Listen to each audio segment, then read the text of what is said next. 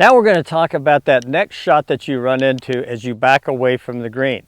You remember in an earlier segment we talked about the chip shot being just right there in the collar of the green, and it was that low running shot, kind of acted like a putt when it gets on the green.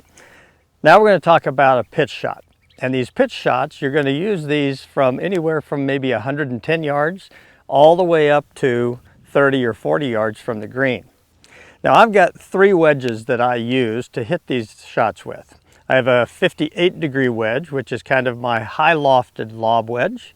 I have a 54-degree wedge, which is actually my sand wedge.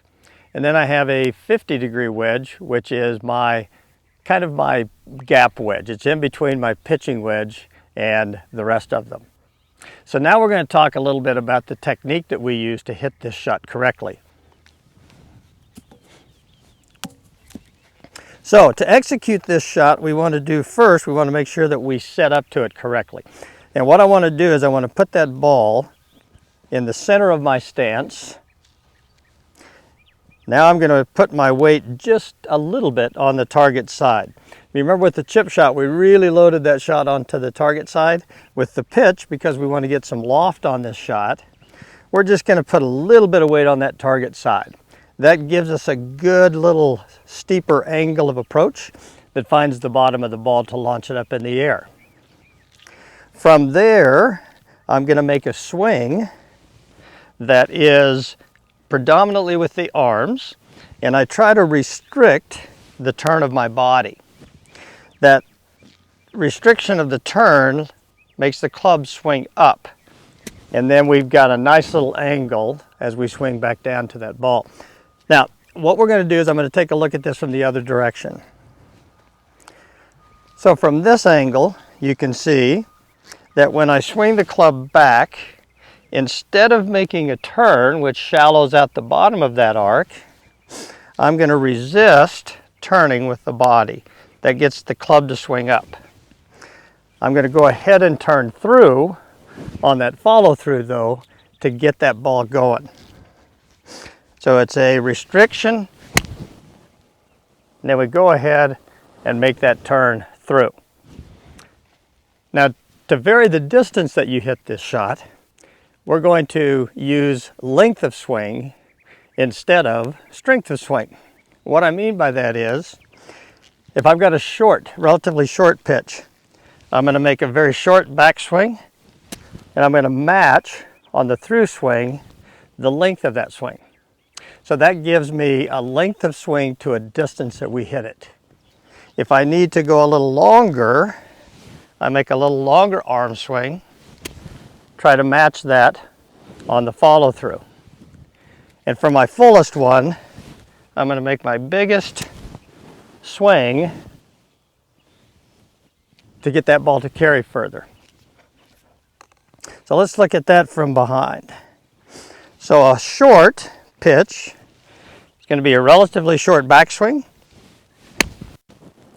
and then I'm going to match that on the through swing.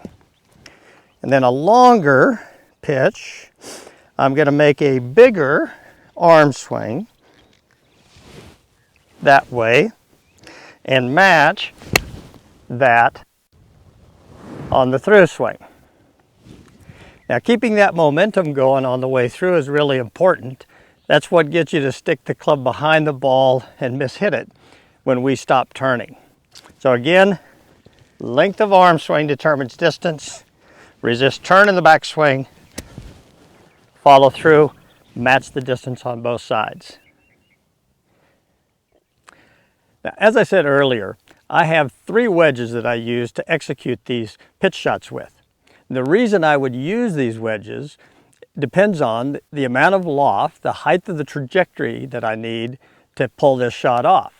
So I'm going to give you a little illustration of what that would look like. So I have my 58-degree and my 50-degree wedge here. And I'm going to kind of give you a little bit of an example of what those trajectories would look like. So that's my 58-degree wedge. You can kind of see how high that ball might take off. If I did that on my 50-degree wedge, So that is the trajectory that that 50-degree wedge would take off on. So you can see this is going to go much higher, come down softer.